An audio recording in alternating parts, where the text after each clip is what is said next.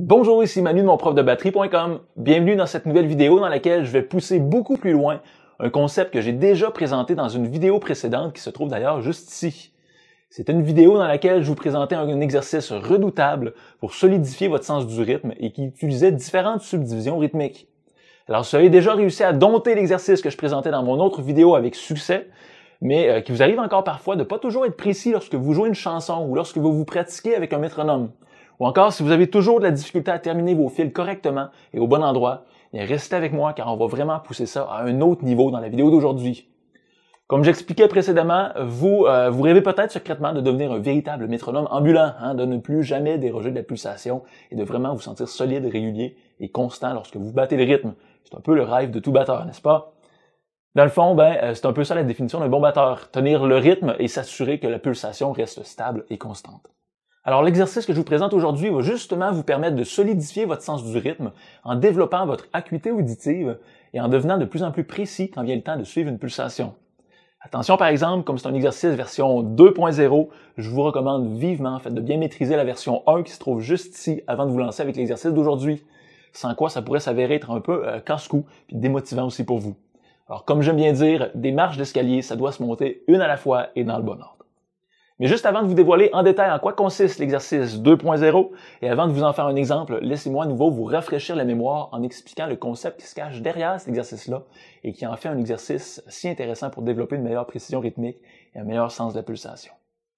Alors premièrement, la batterie, on le sait tous, c'est un instrument rythmique. L'essence de jouer de la batterie, ça se résume à jouer des rythmes. Plus on est solide et plus on est en maîtrise des rythmes qu'on a à jouer, plus les chances sont élevées qu'on arrive à être précis. Bref, les rythmes, c'est la base. Quand on donne un coup imprécis, il est déjà trop tard. Le coup est déjà donné. On peut pas reculer en arrière, on peut pas l'effacer, on peut pas recommencer non plus. On peut plus rien faire.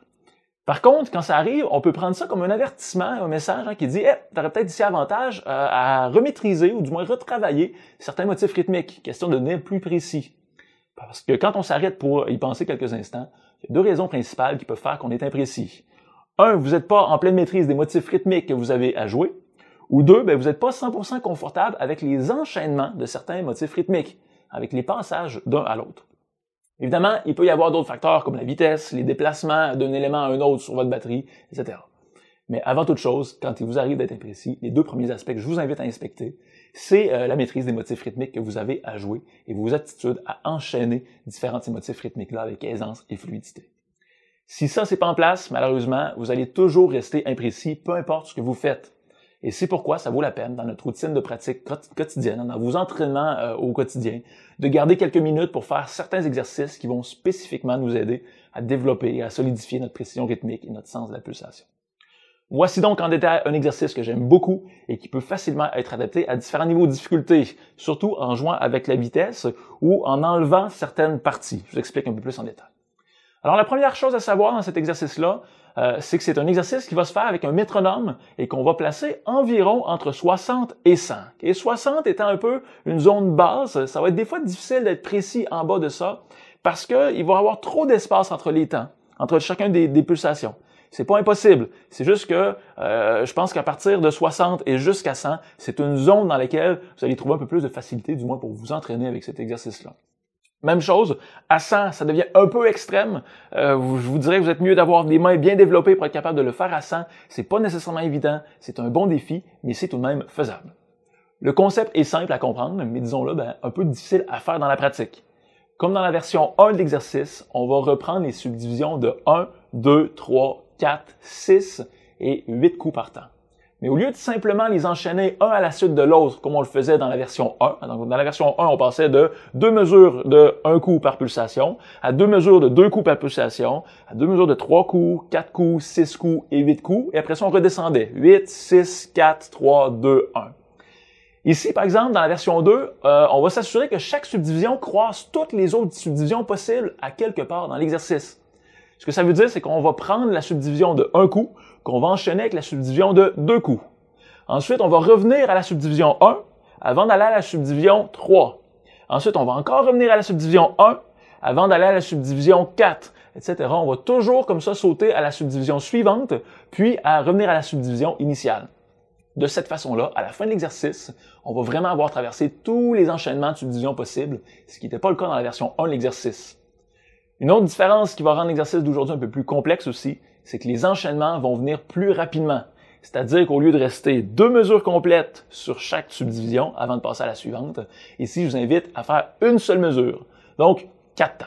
4 temps pour la subdivision de 1 coup, 4 temps directement après pour la subdivision de 2 coups, 4 temps pour la subdivision suivante et on enchaîne toujours, ça va s'enchaîner beaucoup plus rapidement et on va rester moins longtemps sur chaque étape. Attention, il faut vraiment être hyper concentré. Le but, c'est vraiment d'ouvrir grandes vos oreilles et de porter votre attention sur la précision de ce que vous jouez avec le métronome. Arrivez-vous à placer les premiers coups de chaque temps directement sur le clic du métronome? Ça, c'est le défi. Et arrivez-vous aussi à faire les transitions entre les différentes subdivisions sans dérapage, donc sans avoir à vous adapter pendant un temps ou 2 temps durant lesquels vous devenez imprécis. Je vous en fais un exemple. Alors, portez attention sur la précision de mes coups avec les clics du métronome que j'ai placés en passant ici dans la zone haute, donc la limite élevée à 100 BPM. Voici ce que ça donne.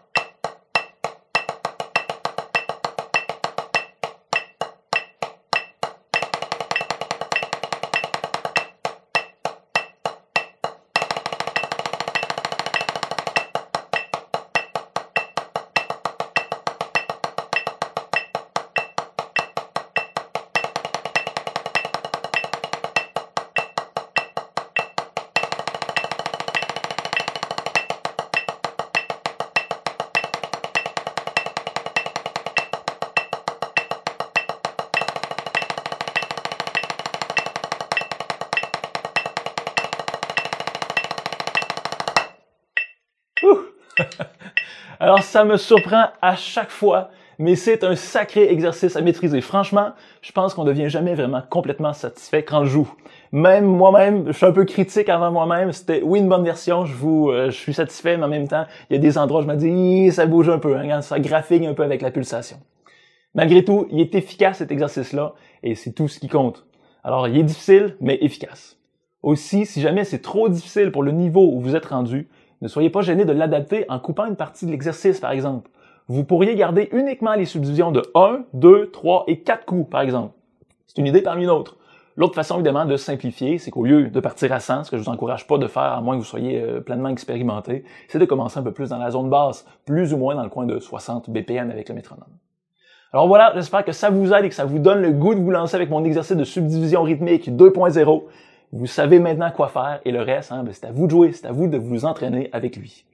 Si ça peut vous aider, je vous ai mis en téléchargement gratuit la fiche résumée qui contient la partition de l'exercice que je viens tout juste de vous montrer et qui vous permettra aussitôt de pouvoir appliquer ce que vous venez d'apprendre. Pour l'obtenir, c'est simple et voici ce que vous devez faire maintenant.